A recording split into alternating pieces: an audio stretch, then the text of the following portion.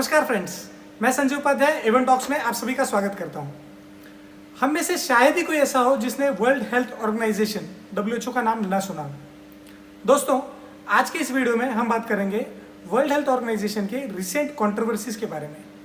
WHO की स्थापना कब, क्यों और कैसे हुई, और फिलहाल में WHO की इतनी आलोचना क्यों हो रही है जिस वजह से यूनाइटेड स्टेट्स ऑफ अमेरिका को WHO को मिलने वाले सारे फंड्स को रोकना पड़ा।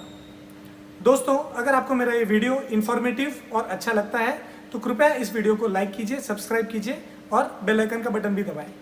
WHO ये यूनाइटेड नेशंस का एक हिस्सा है। WHO की स्थापना सन 1948 में जेनेवा, स्विट्जरलैंड में हुई। WHO की स्थापना के मुख्य उद्देश्य थे उच्च श्रेणी का स्वास्थ्य व्यवस्था प्रदान करना तथा गरीबी एवं बीमारियों को कम करना। WHO की प्राथमिकताओं में से सबसे बड़ी प्राथमिकता मलेरिया, पोलियो और ट्यूबरकुलोसिस को कम करना था। अगर हम WHO के उपलब्धियों के बारे में बात करें तो पोलियो को 99% विश्व भर में खत्म करना ये WHO का सबसे बड़ा उपलब्धि है। उसके बाद अफ्रीकन कंट्रीज में इबोला को भी कम करना ये भी WHO की बहुत बड़ी उपलब्धि है।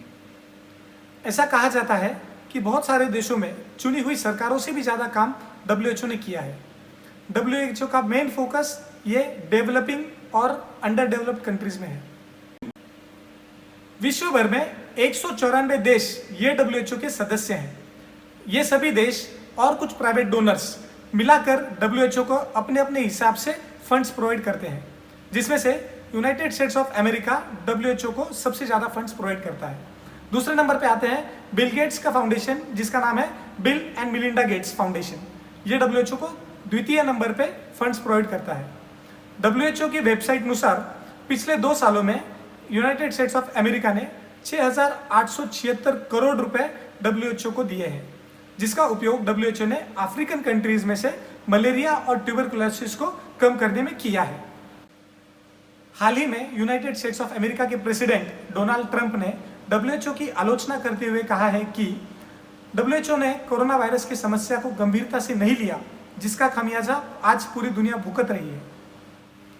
राष्ट्रपति ट्रंप ने कहा कि पूरी दुनिया स्वास्थ्य व्यवस्था को लेकर WHO पर निर्भर रहती है और WHO की ये जिम्मेदारी है कि कोई भी प्रकार के स्वास्थ्य खतरे को वह पूरी दुनिया को उसकी समय रहते जानकारी दे। डोनाल्ड ट्रंप ने कहा कि WHO ने कोरोना वायरस के मामले में सख्ती नहीं बरती और 14 जनवरी को WHO ने एक नोटिफिकेशन जारी किया जिसमें कहा गया कि कोरोना वायरस ये इंसानों से इंसानों में नहीं होता। उसके बाद 4 फरवरी को WHO के ऑफिशियल्स ने बताया कि चाइना के अंदर आने वाले तथा चाइना से बाहर जाने वाले अंतर्राष्ट्रीय गतिविधियों में कोई भी रुकावट नहीं आनी चाहिए। ये 2 मुख्य कारण हैं जिसकी वजह से डोनाल्ड ट्रंप कहते हैं कि WHO ये चाइना की तरफदारी करता है और WHO की फंडिंग्स को बंद कर दिया है। एक्सपर्ट्स मानते हैं कि इस फंडिंग्स को रोकने के बाद बहुत सारे देश भी WHO की फंडिंग्स को रोक सकते हैं और एक्सपर्ट्स का ये भी कहना है कि WHO के फंडिंग्स को रोकने के बाद अमेरिका तथा बाकी देशों पर भी कोरोना वायरस का असर और बढ़ेगा। WHO ने जो भी काम अफ्रीकन कंट्रीज में किए हैं और ये फंड से जो भी काम WHO दूसरे देशों में करता है उस पर भी इसकी भारी गिरावट दिखाई दे सकती है। दोस्तों, आपको हमारा वीडियो कैसा लगा कृपया कमेंट करके बताएं और हमें कमेंट करके बताएं कि क्या यूनाइटेड स्टेट्स ऑफ अमेरिका ने WHO की फंडिंग्स बंद करनी चाहिए थी या नहीं। Thank you.